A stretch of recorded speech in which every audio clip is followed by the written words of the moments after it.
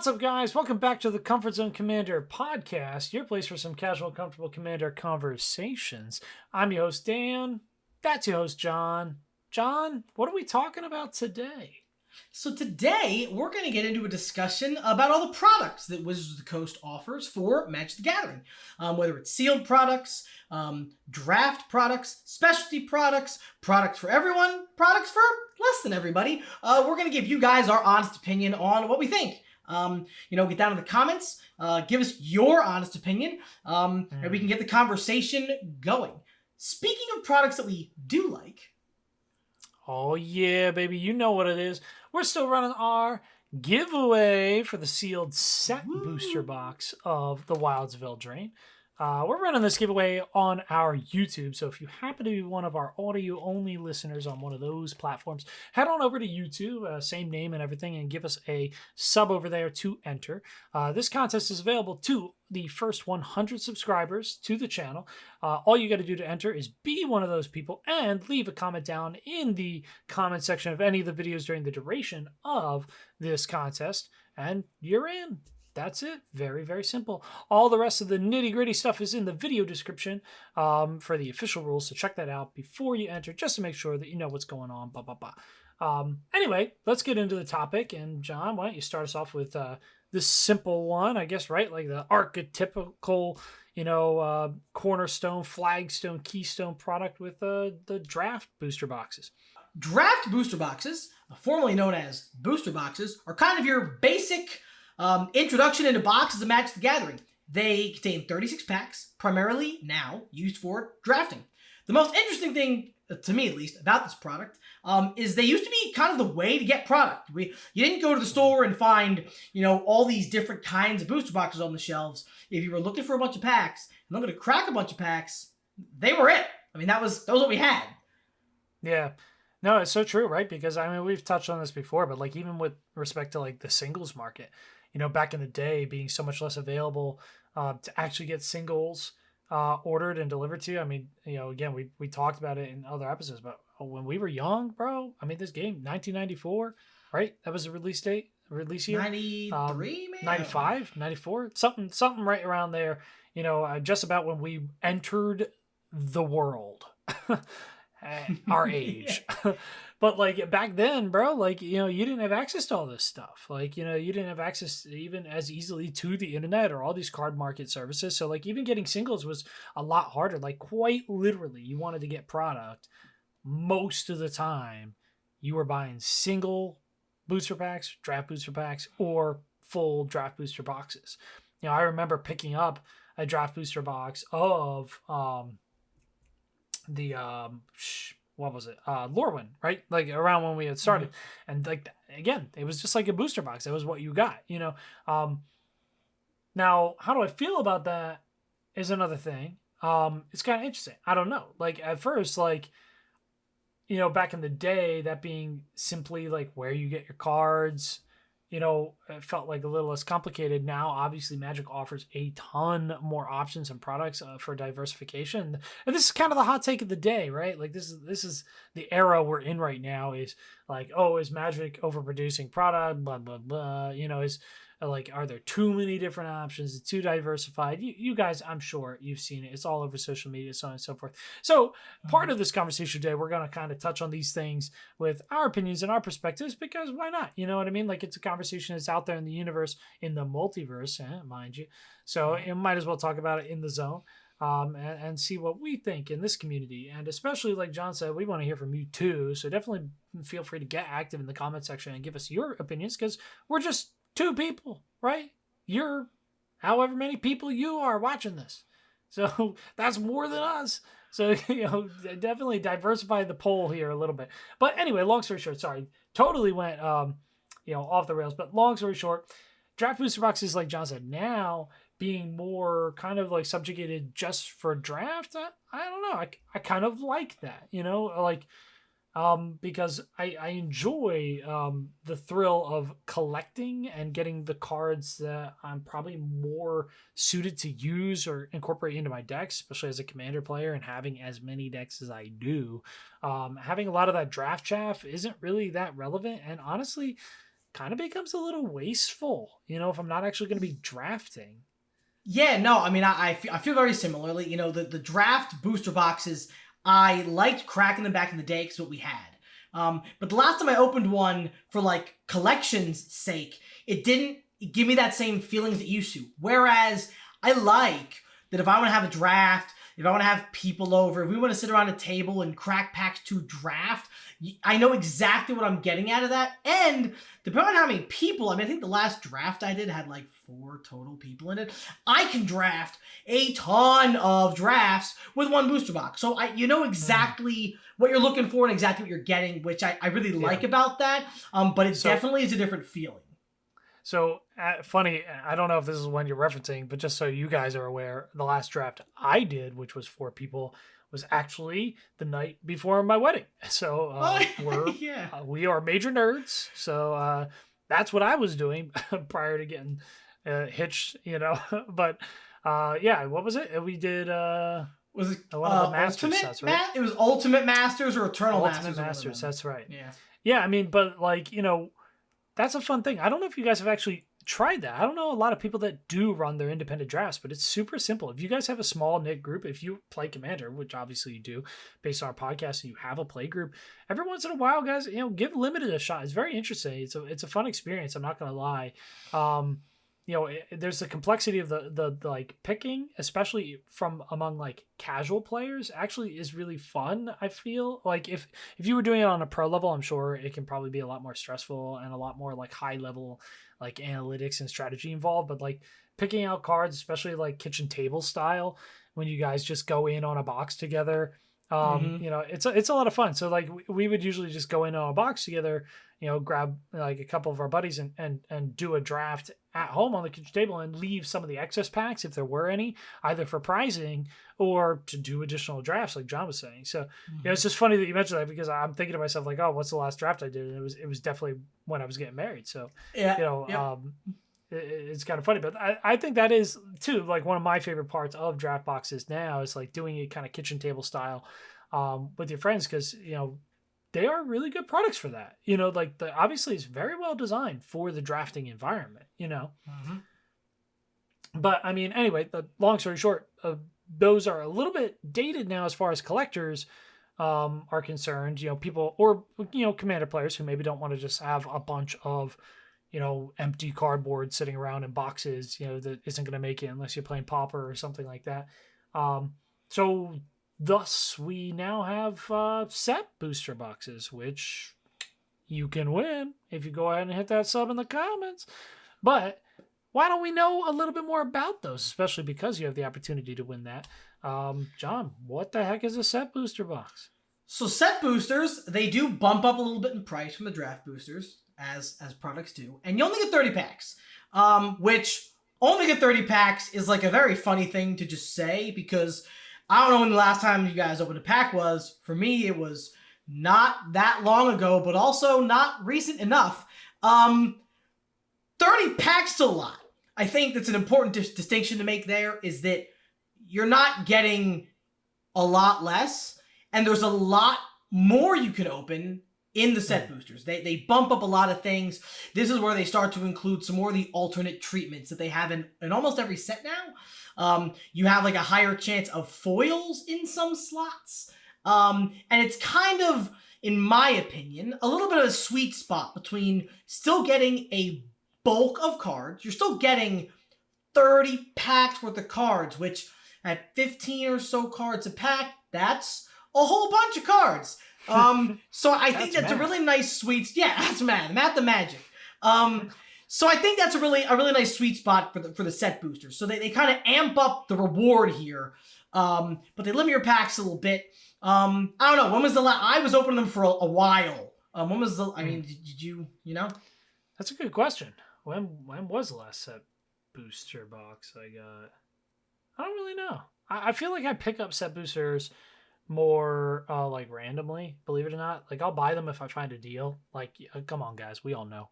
Target, Walmart, baby.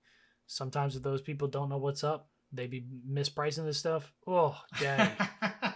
Listen, I found a Lord of the Rings. Oh, I shouldn't even say that. Hold on, I'll say that in a second. We'll get there. Don't worry, guys. But yeah, no. I often interact with set boosters, most commonly, believe it or not, through prizing. I feel like a lot of stores have evolved their prizing into set boosters as opposed to draft, because like draft boosters, colloquially are kind of known to be just for drafting more or less nowadays. So for prizing's sake, they want to give something with a little bit more higher like collectible value without going all the way up to the top tier. So set booster boxes, like you said, they hit a nice little spot. It gives you a little bit more collectability. It takes out a lot of the just trash cards. Like you don't get like a billion commons that you're not necessarily going to use. Again, the ratios are all mixed up. We don't know them all offhand. So, all the stuff is publicly available through Wizards website, all the product information. So if you really want specifics like chances and whatever, you can go check that out. But I believe you can get like 1 to 5 rares, slots available for that. Something like that. Much less commons, a few more uncommons. And I think stereotypically they were doing set boosters, at least when they first came out, right? When they were like a little bit thematic or something, like the cards were going to relate to one another. I can't really remember. I don't know if I've experienced that in my most recent opening of set boosters. So maybe that idea got kind of retired, or if it's there, it doesn't feel like super impactful.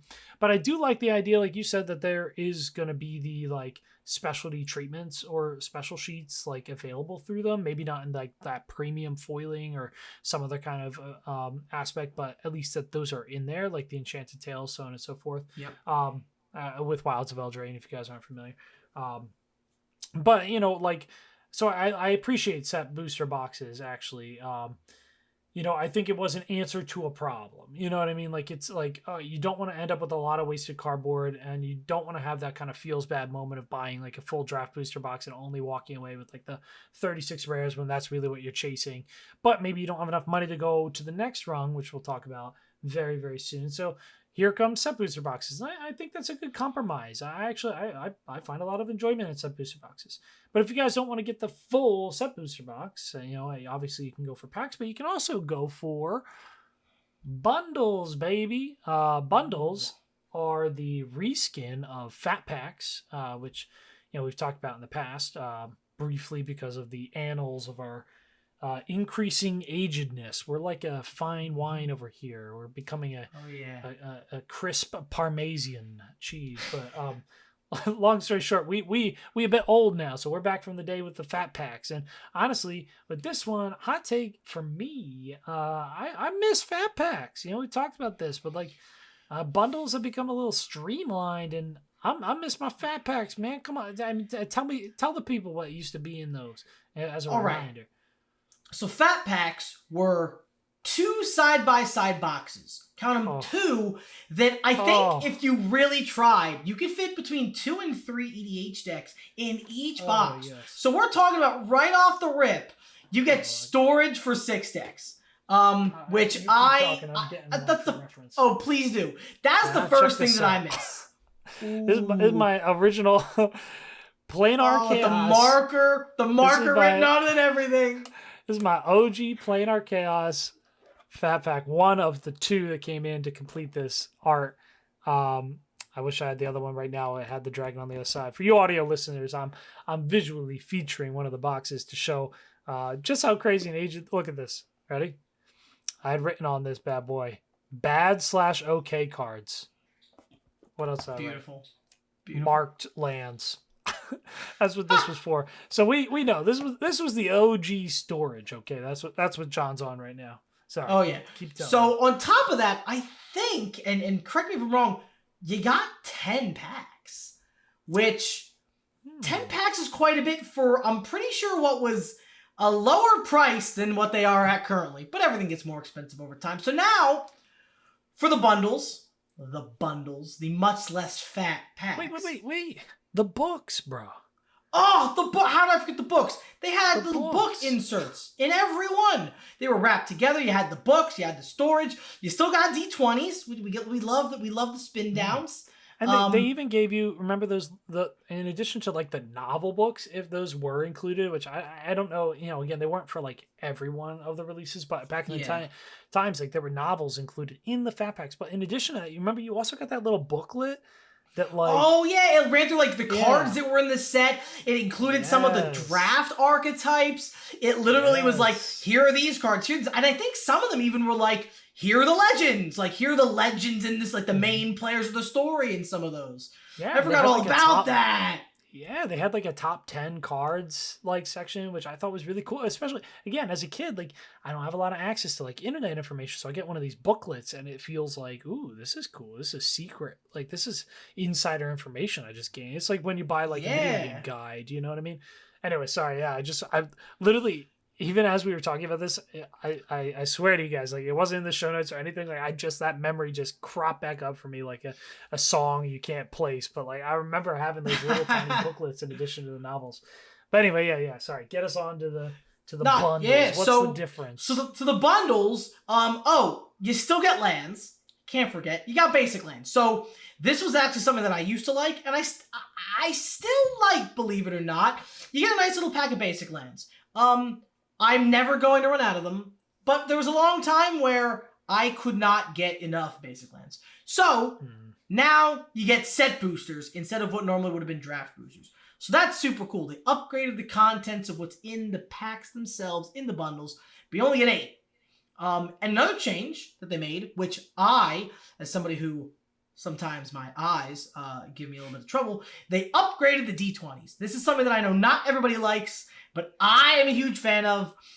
They have the giant spin downs, but they're bigger. They're quite a bit bigger, and I really like that. They're also a lot different. A lot of them have different, like, not textures, but whatever the word for visual texture is it pattern? That like they're not all just like a color with the numbers as a color. Some of them have cool swirls. They sparkle in different ways. I remember the one from Crimson Vow was like blood red with blood red numbers. You'll never see me use it because it's red on red and it's really hard to read. But I like it and it's thematic.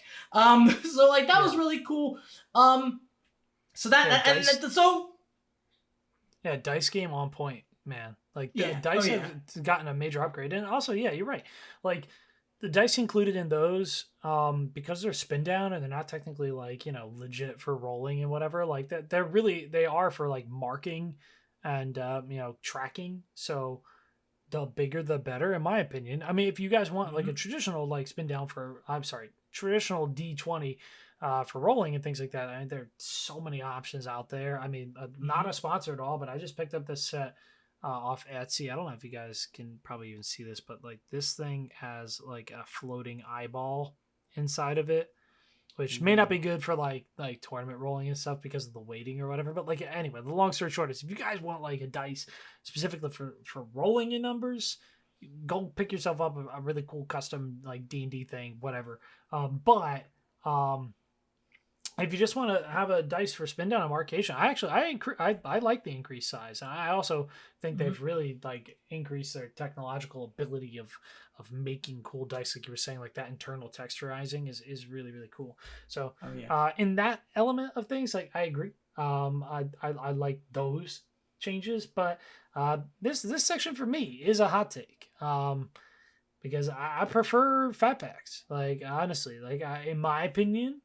And I get like the upgrade in the contents of the pack. I get like the dice increase, yada yada. But I see this as like slightly subtractive. You know what I mean? Like usually like with product lines, I'm looking for additive value. I'm looking for like that kind of thing. And if you're going to make like a subtractive move or something of that nature, like that's where I like the diversification. Like give me 2 different products. One that's going to give me like the additive value maybe at a premium, and one that's going to give me like the lesser value at a discount or something like that.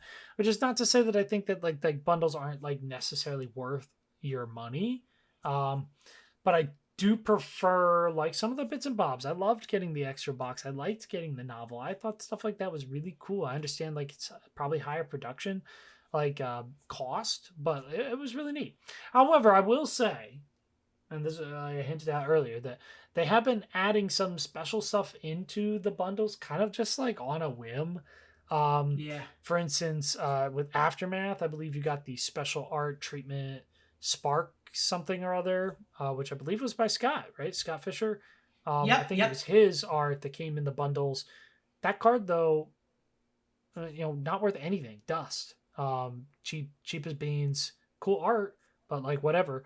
Then come Lord of the Ring bundles, which I don't know if any of y'all jumped on the train and picked one of those up before the One Ring became insane and super valuable. But I got mine for traditional bundle price, like Mhm. 45.50 or something like that, and it came with not only all the regular contents but 4 specialty treatment cards, Yep. producing an entire scene. One of which was a special treatment foil version of the One Ring, which right now is still repping like almost $50 on its own. That Mhm. was insane. I can't even believe that they did that. I nearly like croaked when I knew that it was in there. I'm like, oh, I gotta Yeah. pick one up immediately. But like, that's amazing. Stick a specialty treatment of a highly valuable card into a bundle. You know, it doesn't cost the company a lot extra, especially like before the cards have hit excuse me, the secondary market. I mean, I understand like the implications, obviously. You know, if you produce too many of the card, make it too widely available, obviously secondary market implications, which uh, after a while for the economics of the actual company become like effective because, you know, the reprint equity, blah blah blah blah blah, all that financial jargon. But long story short, that's additive value. That's a reason for me to purchase a bundle. I would have preferred to buy the Lord of the Rings bundle with that special card in there and that absolute juice and value than like an old school fat pack, which almost burns to say because I really loved old school fat packs. Yeah. But if you do something like that and have additive value, then it's cool. You know, as an alternative, they do have the gift bundles, but I don't necessarily see those when they do them necessarily as um, like an answer for the problem that I'm talking about. Like that they're slightly additive value, but you're basically paying for the additive value. So for the people that Yeah. don't know, obviously, you know, what's the only difference there with the gift bundle? Yeah, I mean the big difference with the gift bundle, and I know they did one for like a Courier or Zendikar, one of them where there was like a different insert that had something on it or whatnot. But mainly and commonly, the addition to the gift bundle is there's a slightly different spin down. I haven't actually purchased any of them, so I can't tell you if that's way cooler or only a little bit cooler than the one that normally comes in the bundles. And you get a collector pack, which again, like Dan said here, the collector pack is additive value, but you do pay for it. I think the gift bundles usually go for about a collector's pack of price, up in price from the regular bundle. So you're not Yeah. really getting anything extra at any cost to anybody but yourself. You're paying for Yeah. the pack that you're getting.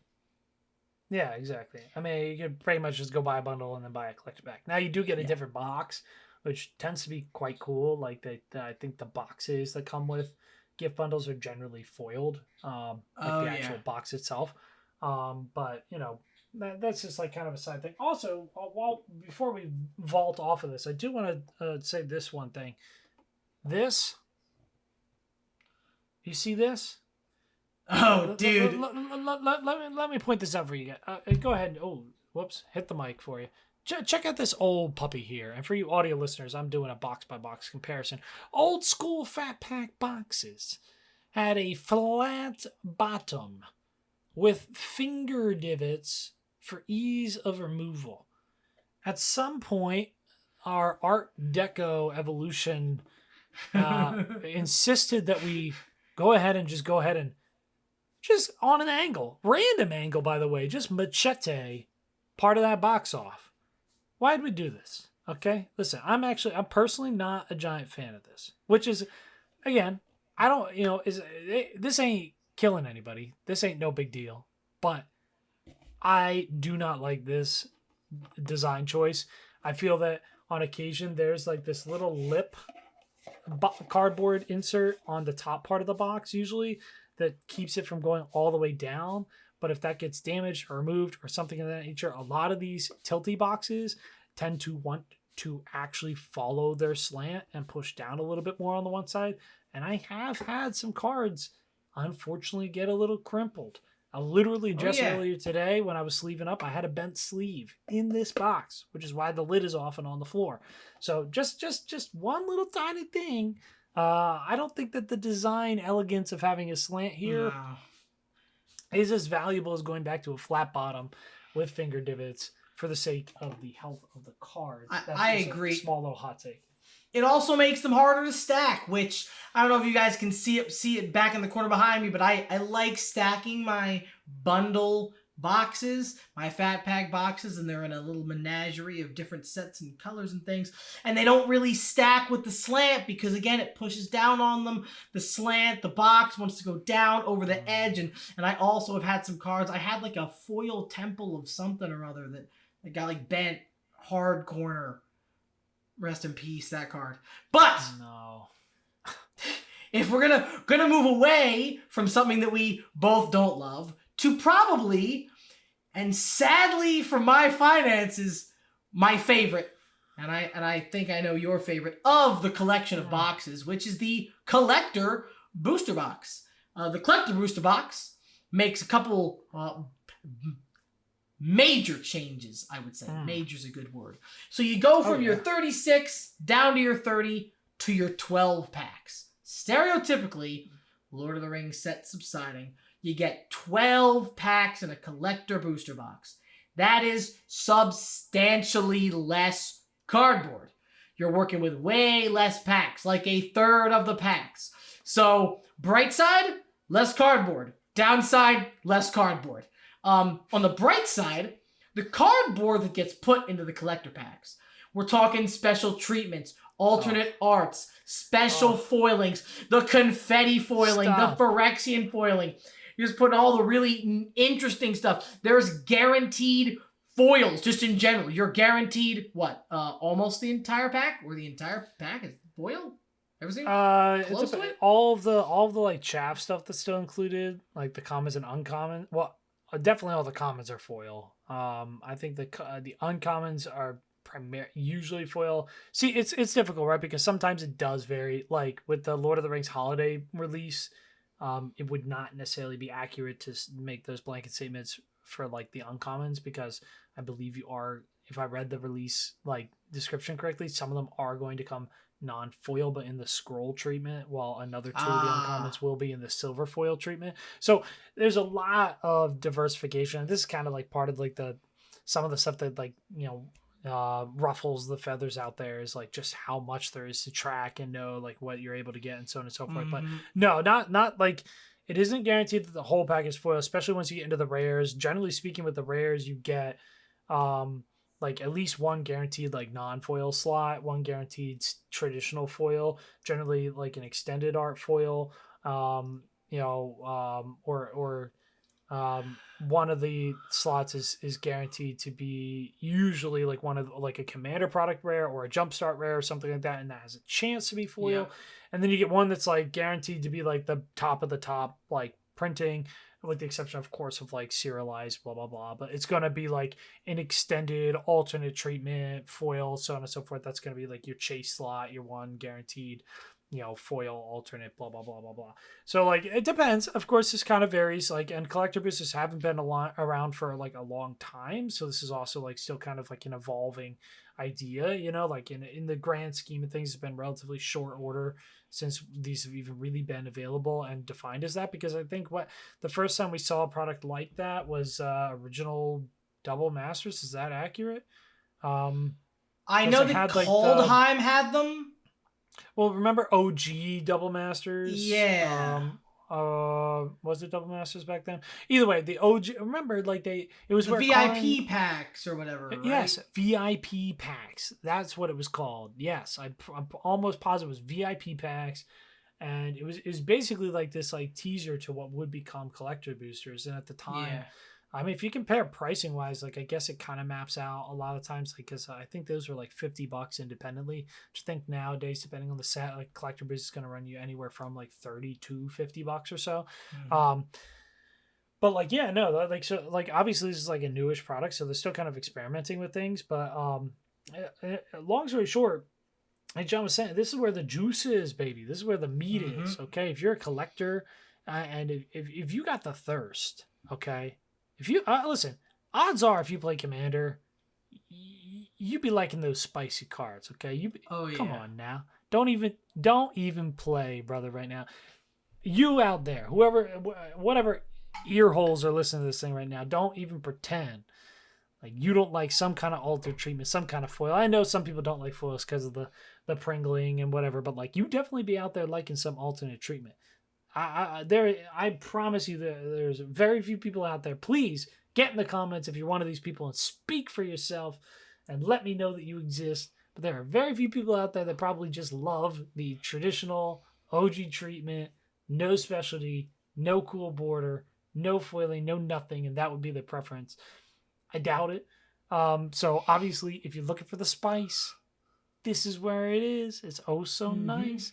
And we do our collector booster box battle videos on the channel. So if you guys are interested in seeing something that gets a little bit more of a deep dive into what actually is in these packs and how it feels to open them and what you can get, we have a couple battles out here now. I think, two? Eldraine and Commander Masters. Is that it? But yeah, I think so. Yeah, but by the by, with that being said, Commander Masters definitely being one of the examples that John was saying about the occasional collector set that comes with less than the 12 packs. Commander Masters came with a whole whopping 4 packs, which ain't that much. And I think it's a really fun experiment to actually go watch both of those box battle openings, because the Commander Master, and honestly, that's not even a plug. I mean, literally, like, it was interesting to see for me.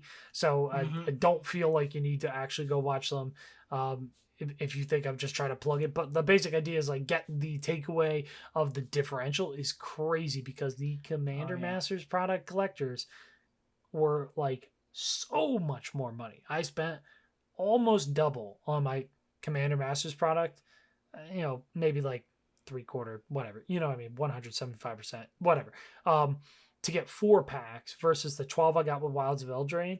And if you go look at the price breakdowns in our actual battles, I lost big money on the Commander Masters. Like, I literally walked home with like maybe $150 value in my box and just bombed. Whereas, like, I gained money on my Wilds of Eldraine product. So I'm very wary now with the 4-pack releases. I got to be honest with you.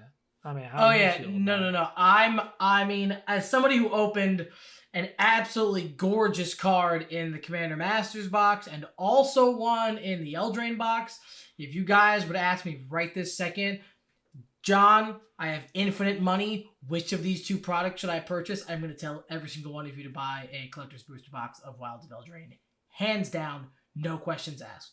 I was more excited because I was opening more packs. I was happier with the value I got. And honestly, those Enchanted Tales, compared to a lot of the alternate arts in Commander Masters even, knocked it out of the flippin' park. So, I'm not saying that if you want Commander Masters product to not go buy it, but if you're debating on between the 2, I would definitely shuffle your way over to a collector booster box of the Wilds of Eldraine, because that was a thrilling experience and thrilling to watch somebody else open it. I enjoyed my own opening and your opening more of that set for sure, and I think that is large in part because 12 is bigger than 4. Yeah, easy. Hot take. 12 is bigger than 4. No, but true. I mean, you're just not wrong. I mean, like, again, especially when you're buying a product like that, where I mean, most of the time, I think people are buying this product. Some people are buying it to literally chase the money cards from, like, an investment standpoint. But a lot of people who are buying it to open it, to have the fun and the joy, is like, yeah, we want to open cards. We want to see the big hits, whatever. Like, even if you have 4 packs and they all have, like, spice, which they didn't, unfortunately, but like you said, you're done in like half a sec. It felt like nothing. It felt like literally just a snap of the fingers. Like so yeah, I don't know, like, even if I was guaranteed to get more value in the 4 packs, I still might just go buy the Wilds of Eldraine anyway, because it just was simply more fun to open. But long story short, I think we're pretty biased on this one.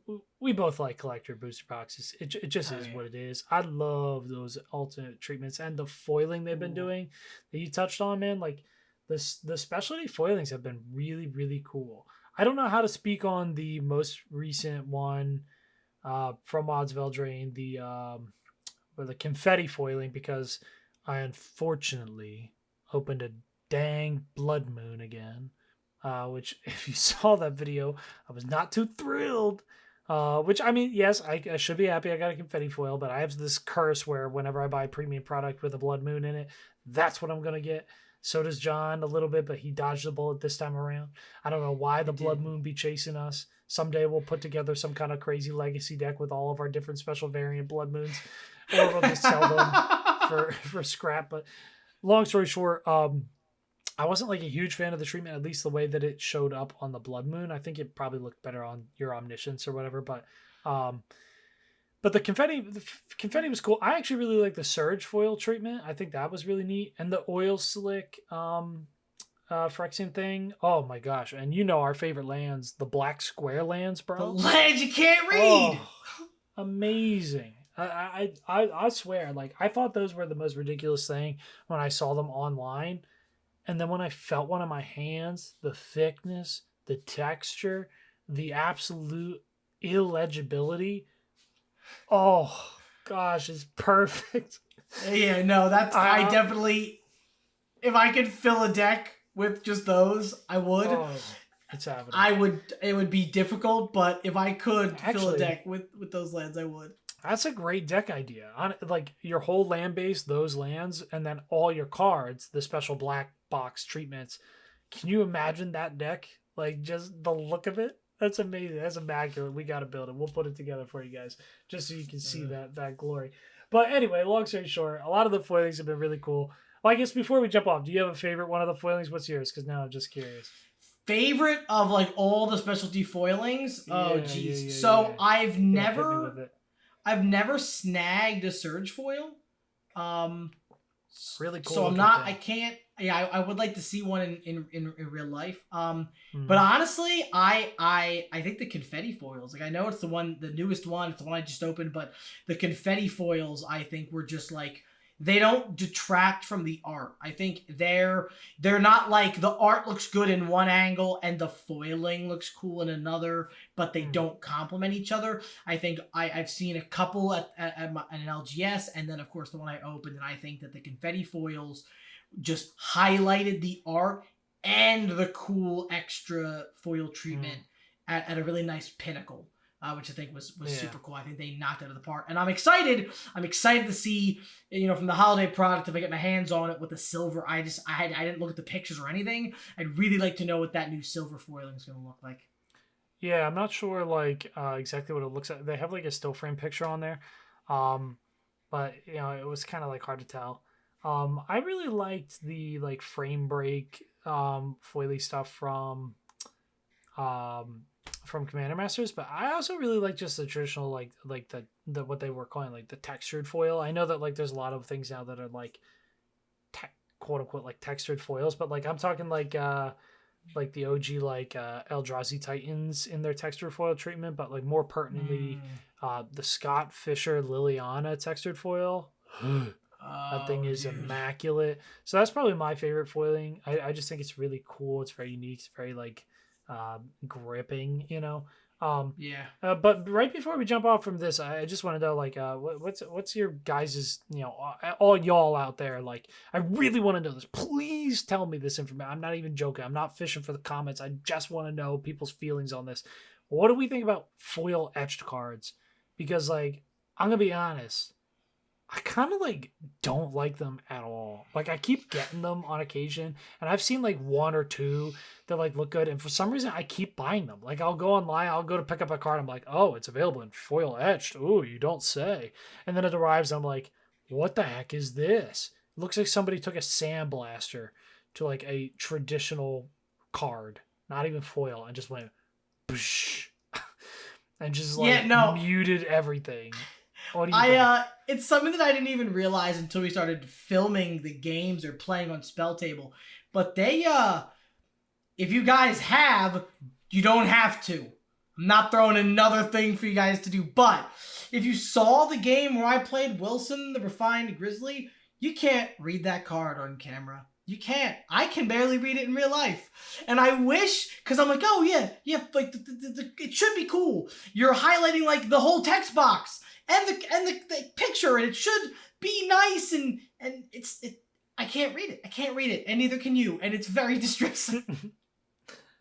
Yeah, well, exactly. I don't know, you know what I mean? Like I get it, and I do like that. Like they seem to obviously Pringle less, like the card stock quality ends up being okay, but Yes. like I don't know, man, there's something about those muted tones that come through when you do that etchery that like I'm Mm-hmm. just not about, and I struggle to wrap my head around why we're still like really producing them a lot, because I think the first time they introduced them was in that initial Commander Legend set or whatever. And Yeah. like when I opened one of those, I looked at it, bro, and I was like, what the heck is this? I'm like, there's no way they're gonna continue doing this, because like this is a hot pile. And then Here they we be are. doing it in like Yep. every set now. Like, was it that popular? Somebody, please, like, okay, just real quick, you do nothing else today. Just get down there and just be like, edge foils, love them. Edge foils, ugh. And then just let Big Daddy know, because I gotta know. I don't understand what's going on. Anyway, okay, that's enough of that. We talked all about collector. We said everything you could possibly say about that and the foils and all that. But if we missed anything, let us know. But we're moving on. There's only a few things left on the docket, but like another big one, huge one for the conversations going around today is going to be those secret layers, right? And some of the implications thereafter. So Mm-hmm. just to introduce you guys to what it is real quick, and then John could take the lead on the opinion. Secret Layer is very simple. It's MTG direct product. MTG is going to highlight usually some artists, if not like special themes, and they're going to give us these small little sets. So they're going to be like 4 to 5 cards, stereotypically. That are going to be in these special treatments, foil and non-foil variants available, and of course there are some addendums to this. Secret Layers that have been a little bit different than others in the past, but this is through the MTG Secret Layer site, usually direct from MTG to the purchaser, with some kind of really cool special treatment in a general sense. Sometimes maybe not so cool. I don't know. What do we think? John, what do we think, bro? I have a lot of thoughts on Secret Layers. I'm going to be as honest as I possibly can. When they first were like, hey guys, and I think this was the first one, it was one of the first, when they were like, hey, so we took a bunch of Walking Dead characters and we put them on Magic cards. I was filled with rage, probably unnecessarily. I was like, do not put these cards. I don't want them. I don't have to buy an extra product. Blah, blah, blah, blah, blah. I was unhappy. However, I bought my first Secret Lair, which I forget the name. It was one of the like metal rock and roll. It had Thraxamundar and a bunch of kill spells. And the opening of that product, the receiving of it, and then the running of those cards in those arts is absolutely thrilling to me. So I had a very dual-faced introduction to what Secret Lairs were and what they have become. Well, that hits on a very important point, right? Which is universes beyond being part of that conversation and introduced through Secret Layers. Because even in your example there, one of those products was more like a universes beyond concept. Yes. Which I'm sure like impacts your feelings, and I'm sure impacts all your feelings out there, listener land. Sorry, yeah. Oh, yeah. continue. No, of course. So exactly. So then, I didn't buy them for a while, because I was just kind of I didn't think about it. I feel like they were kind of infrequent. They would do one here, they would do one there. Eventually they started doing them for the Extra Life, which was where the money, some of the money goes to donating charity. They started doing some more Universes Beyond products, some of which I was like, why are we doing this? I was kind of confused for a long time about some Universes Beyond product and Secret Layers, and some like within sets. Vis-a-vis like the Transformers cards that were Universes Beyond but were not a Secret Lair, but then they did a Secret Lair of other Transformers cards at the same time. That it kind of got very jumbled, but overall, there are two things about Secret Lairs that I love. I know one of them you also love, and I don't really know about the other one. I love the opportunity that if I see something that I really like, I can get it. I don't have to run to a store. I don't have to hope I pull from a pack. I can say, wow, that is insane. I want it. I need it. Click. And I'm done. The other thing I really appreciate is that, like you said, they do feature artists. They do artist features. And I think there are a lot of artists that we get limited number of cards per set. or that we don't see in sets for multiple sets at a time, or that I just did not realize what they were capable of because of the kind of cards that they were showcasing their art on. And I think the opportunity for the artists to have, these are cards, whether it was something they selected, something that was selected for them, something that fits their vibe, or something that they straight up were just like, there was a guy who made proxy art that apparently was all over online. I'd never seen the art, and gave him the opportunity to make art for a secret lair. So they took somebody who was passionate and creative about the project and gave him the opportunity to make art that is now on real Magic cards you can buy, you can use. And I think that's again like a big positive thing that they've done with this secret lair product. Yeah, for sure. I mean, I don't know. It's such a touchy thing, right? Like, obviously, y'all know, like, the world is all blown up about it, but like the universe is beyond part of it. I just think there's so much to like unpack with that. And honestly, like, yeah, it's been like a trajectory of, I guess I would say like growth, because that implies like the first place I was at was negative. I just think like, well, I mean, I get in a way it was kind of negative. I don't know. Change is the neutral word, and that for me is like, I've approached Universes Beyond very differently as things have gone on. So like I would say it's definitely like a changing opinion, and I'm not sure that I'm at the last evolutionary step. But at first, when they introduced Universes Beyond, man, I hate to say it, but like I was just so on the train of like, yo, please don't do this. I really don't want to see other IPs in my Magic the Gathering. That whole adage, I was there. I gotta admit it. You know what I mean? I just had to be honest with you guys. Like, I had that feeling. It was hard for me because, especially like I've told you guys on the channel before, like I'm a huge fan of the Magic story, big fan of the Magic story. Like, and the Magic story going on now, like it's modernized, it's got its ebbs and flows. Like that's a whole different thing. Is like talking about the modern story, but I love like old school Magic story. I just finished up, reading the artifact cycle, original like Brothers War stuff, and like implications thereafter, bloodlines, so on and so forth. I'm currently reading what's the book name? I can't even believe I'm forgetting. Well, anyway, it's the one that covers Gerard's tale, and Sisay getting captured by the Phyrexians, blah blah blah blah, like deep lore stuff. If anybody's a huge fan of deep lore, definitely let me know. But like, I love that old stuff.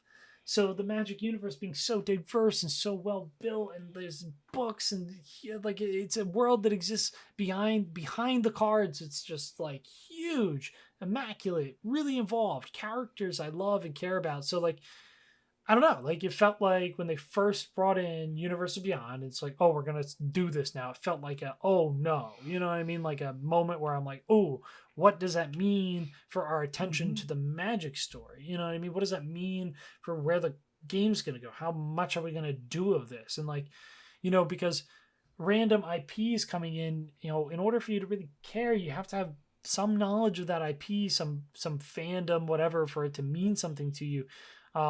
Whereas like cards introduced in Magic, well, you already play Magic. That means something to you. You know what I mean?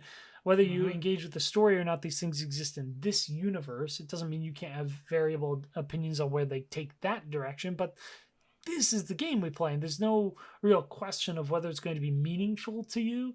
Whereas I feel like cards printed through Universes Beyond, there's a lot of question on whether it's actually going to be meaningful to me. Walking Dead, never seen the show.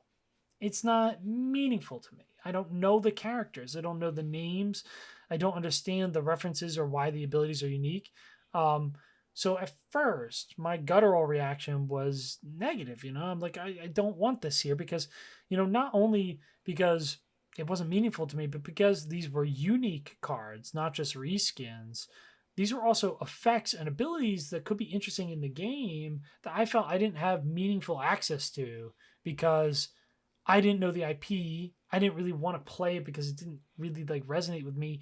But now like I'm not able to use a unique card ability that might be cool and impactful in my games without representing an IP that I don't really want to have. If I have a very thematical deck, that is about some like aspect of the Magic the Gathering universe, and there's a card printed in the Universes Beyond product, a different IP that like the effect on the card, the unique effect on the card would be really cool as an include, but I don't necessarily want to disturb the theme of my deck. That created like this problematic idea for me at first. So like I was really against it, at least right out the gate.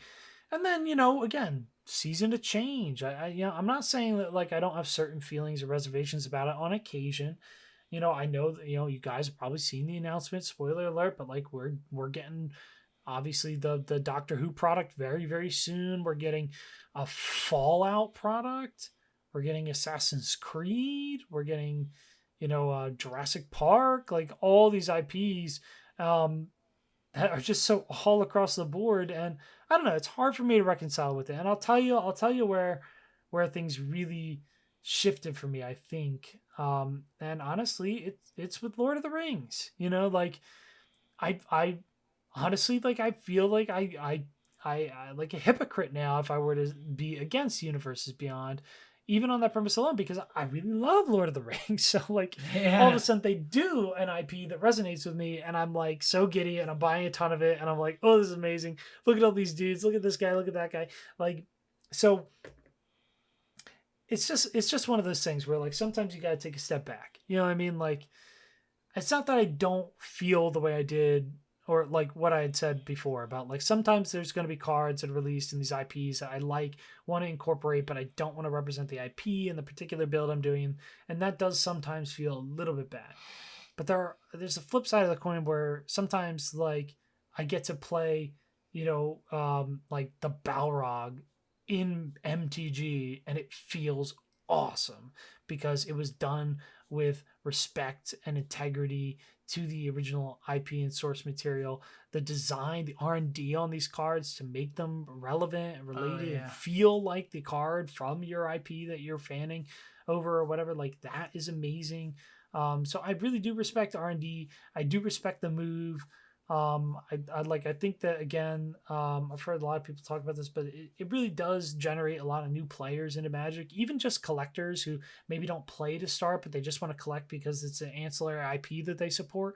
Those people via collecting Magic introduces them to Magic, gets more cards out there, gets more people exposed to the game, and maybe those people do end up playing and trying to use their cards because they purchase it as a collectible, and that's a good thing too.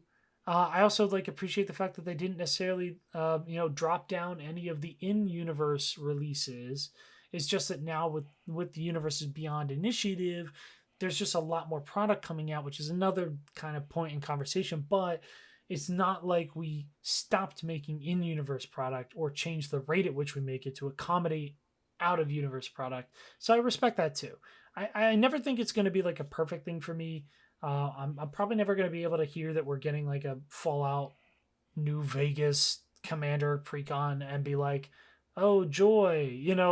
For me personally, maybe some of you guys are excited about it, but I do respect the decision. I respect like the opportunities that it enables for people that don't know about the game yet or just really love these products and would like to see them in our one big hub game. And I loved Lord of the Rings, so I can't hate everything. You know what I mean? Yeah, exactly. No, I think that's definitely like, especially with the in-universe product, and I think they've done a good job with what they have done in-universe Beyond product. The one that immediately comes to mind is I love Innistrad the Plane. I love Gisa and Geralt the characters, and they took the Bat Lucille, finally in-universe versions of the Walking Dead cards, only in the last couple months. And they reprinted Lucille as Gisa's favorite shovel, which not only do I think that is a hilarious card, the shovel has like a face on it.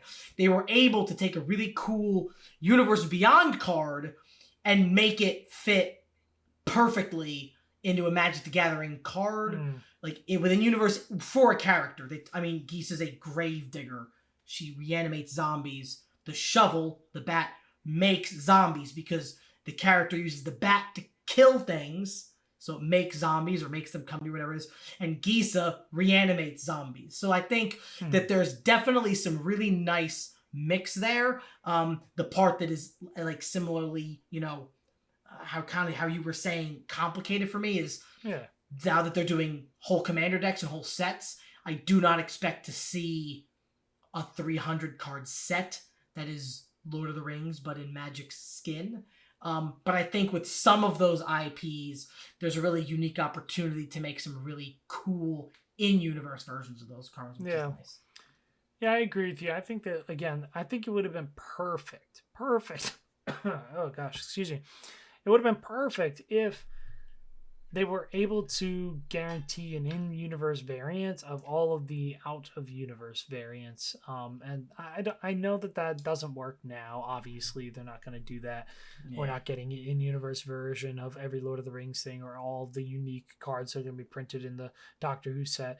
And, it is what it is. I wish that was the way. Like, that would be a dream to me. That would satisfy all the different, elements, but...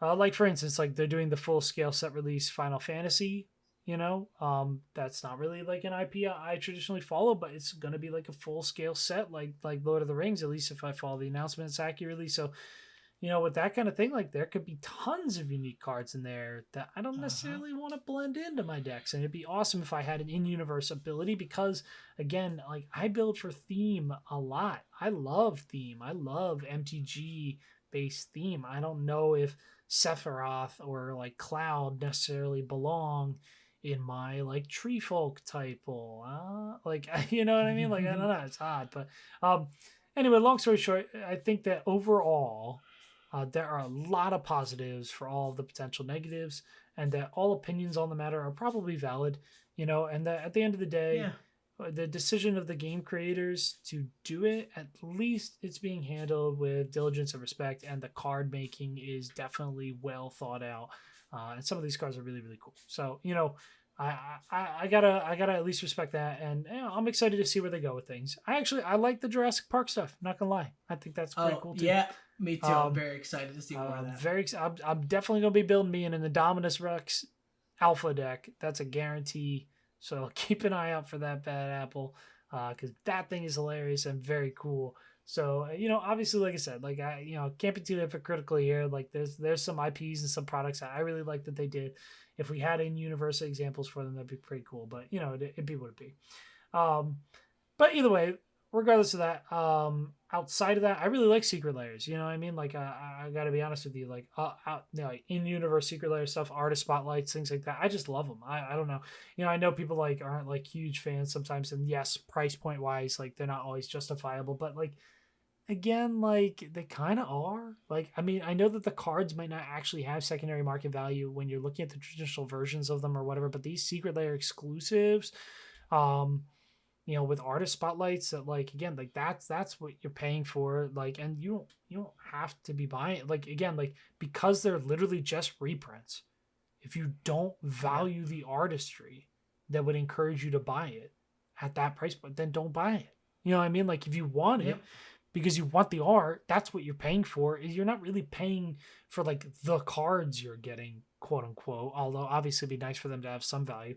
What you're really paying for is the artwork. You know what I mean? You're paying for this special treatment that was commissioned. And I think that could they use some cards sometimes are a little push the dollar envelope a little bit more? Yeah, sure.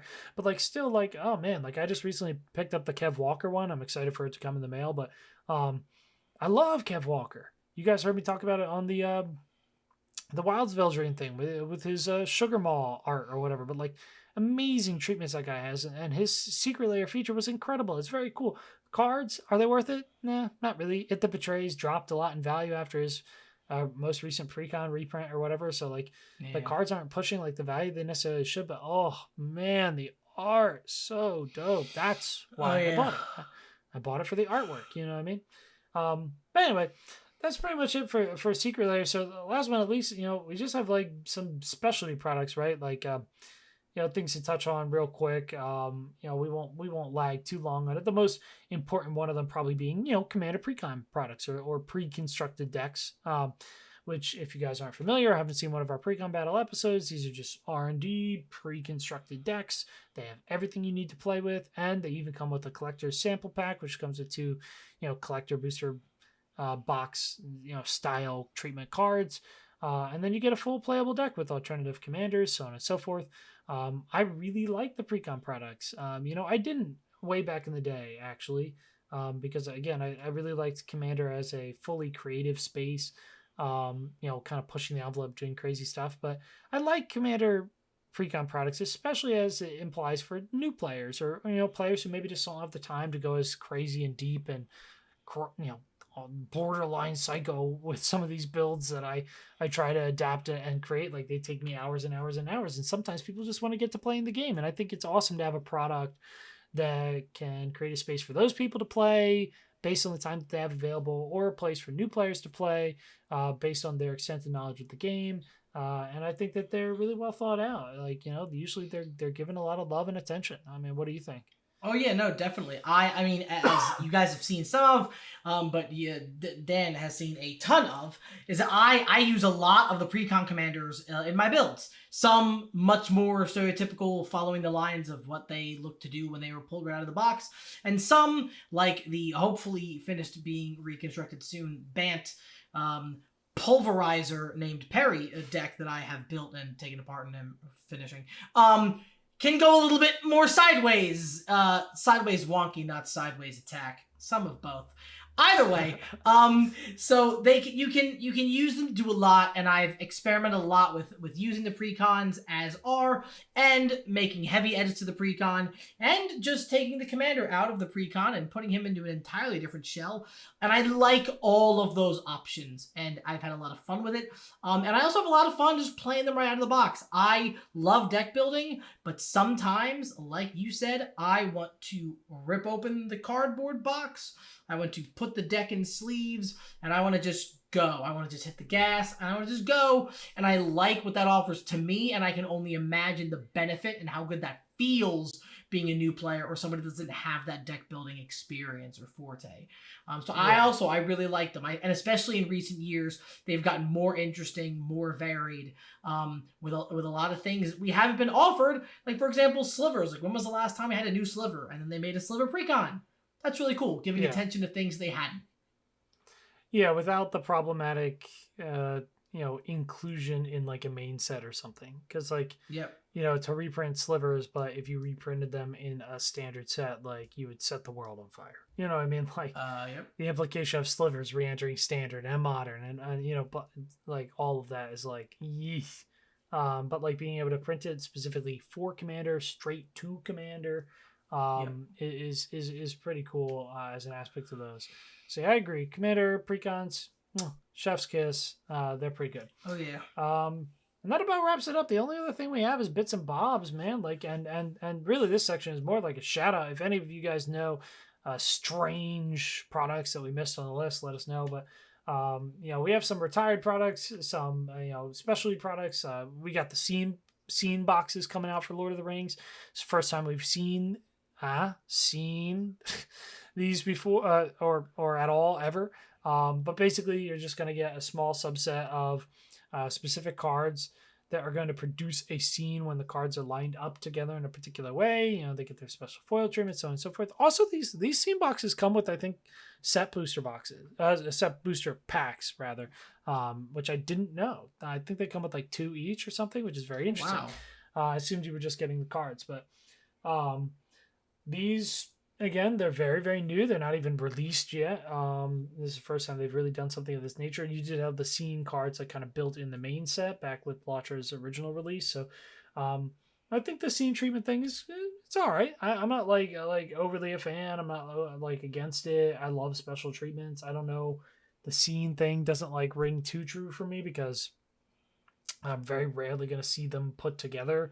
I prefer probably like a 2-card scene or something like that, like something that I could realistically achieve on the battlefield. That could be interesting. Like art that spans over a couple cards or something, like Karn, Liberated. Oh, and the Urza lands, right? Yeah, and the Urza's lands. Like, that's a 4-card. If you get the 3 Urza lands and Karn, you can create a full little kind of strip scene.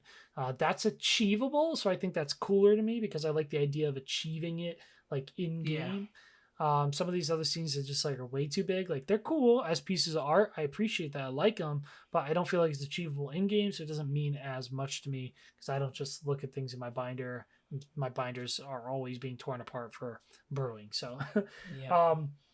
but you also got festival in a box, which is a specialty secret layer where they're going to give you all the stuff from the festival. Usually, uh, you know, the convention mystery box or some other bits and bobs. This time around, they threw in a specialty secret layer. If you guys have seen the most recent one. Then we have the mystery box itself, where we're just basically getting these random grab bags in place of your packs. And then some retired guys that we were debating and remembering, you guys remember dual decks? Those were kind of funny. I mean, they were basically like your precons before like Commander existed. Like you just basically got two, pre-constructed 60 card variant decks that were, usually about like dueling planeswalkers or dueling ideologies or something of that nature. Angels and demons, Jace versus Chandra, elves versus goblins. They took very like stereotypical like right versus left, top versus bottom, good versus evil style things, and just smashed them together in two little decks. They were neat. Sometimes they had alternate arts. I do have an alternate Chandra from the Japanese release of the dual decks in my Chandra deck, which is cool. But otherwise, there weren't anything insane. We also had the anthologies or the From the Vaults.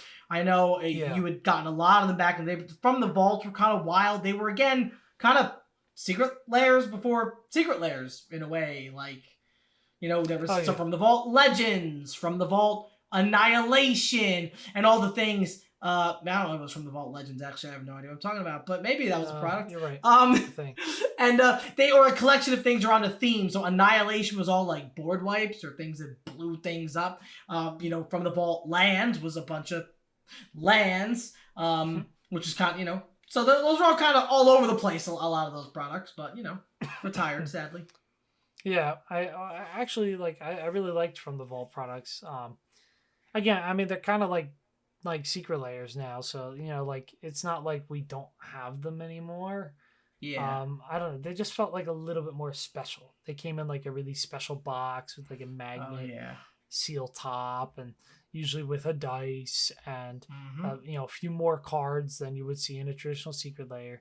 Generally the foil treatment was always the same. It was that like kind of like slick kind of double rainbow type foiling, which it was all right. Like it wasn't anything to gawk at or whatever, but I guess I probably prefer the diversity that we have now over the prescriptive From the Vault style, but I did like those. Those were a lot of fun. I loved those boxes.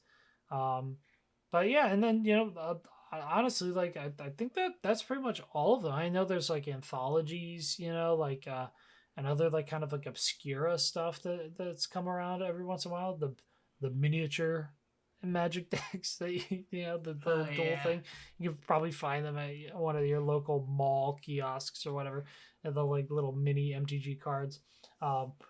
So there's been a bunch of different kind of specialty releases, but I think this is kind of like the more fun one to hear from you guys, the audience, if you've encountered any specialty product that you thought was particularly interesting that we didn't list here, or if you have a favorite one of these, or like one more than the others in the sense of you wish that they would continue to produce it or what have you. Definitely let us know. I think that out of all that stuff, I don't know. I really like, if they would bring back From the Vault, I would vote From the Vault. But in this case, I really like the scene boxes. I want them to kind of keep experimenting with that, maybe in different iterations, like we had talked about, instead of doing the 3x3 square, maybe do a scene that's more linear and maybe with less cards. You know what I mean? I could really see some of that being cool, especially if the cards made sense together thematically or within the same build. So anyway, I think that's pretty much all of the relevant products, guys. So this is our unbiased, no, completely biased, what am I talking about, our unadulterated, completely biased opinion of the different products offered by Magic. And at the end of the day, the hot take really is it too much? Do we like what they got? Blah blah blah. I'm gonna say, here's my answer. Now we'll hear from John, but my answer, I don't know. Not to dupe you guys, but I have no idea. Magic is constantly changing. Things are so different now, even from like 2 years ago, 1 year ago, whatever. Yeah. I think a lot of things are being experimented on, experimental. Nobody has the crystal ball. Like we can't know how everything's gonna happen. Like we ended up releasing so many legends and planeswalkers, and all of a sudden, like Magic has kind of decided, Wizards has seemingly decided that like, oh, planeswalkers, maybe we were doing too much of that. You know what I mean? Like, so we've niched down just one planeswalker per set release now because they were becoming too rampant or whatever. Like again, the R&D is on top of these things, and as the game evolves and power creep exists, like there's going to be responses even if they take a minute to happen. So I'm happy with the state of Magic. I know that there's a lot of products, and I know that Universes Beyond can present some complications, but like the stuff I like. The stuff I don't like, I don't play it.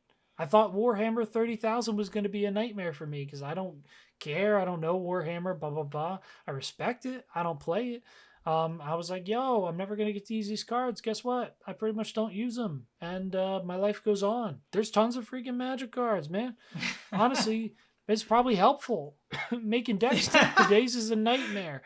I end up with 300 cards that could go in the deck, and it takes me 2 hours to make my final 5 cuts. It's devastating. It's probably good that I can just go all Warhammer 30,000. Nope. And just like niche down. It just makes construction a little bit easier. I don't know. What's your take, my friend? What do you think? My overall take, and I'm not gonna say I don't know. I'm not gonna say that. So I'm gonna go with that. I think there are more things Magic is doing that I like than that I don't like. There are some things I'm never going to be thrilled with. I'm never going to be happy with every single card and every single product and every single thing they do. I mean, even just to glaze over it. Do you guys remember theme packs? Because those came and those went, and I forgot about them for the last, hour and a half. But either way, I'm not going to love it all. I'm not going to buy it all. And that's okay. And the things I like and the things I do want to buy, I'm going to continue to buy because whether I like it or not, I do. But whether I like it or not, I can't help it at this point because I like cardboard. So that's what we're going with. Yeah, no, I agree. Excuse me.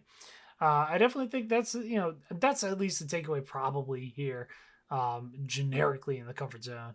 Again, it's a game. We're open minded. We enjoy it, and that's all that really matters. Magic is awesome. I've never played a game like this ever. Period. And I'd be playing tabletops and card games galore, and we're gamers. We play all the technological internet games, so on and so forth. Blah blah blah. But at the end of the day, nothing trumps Magic the Gathering. These cards are sweet, slamming. These products are dope. There's something for everybody.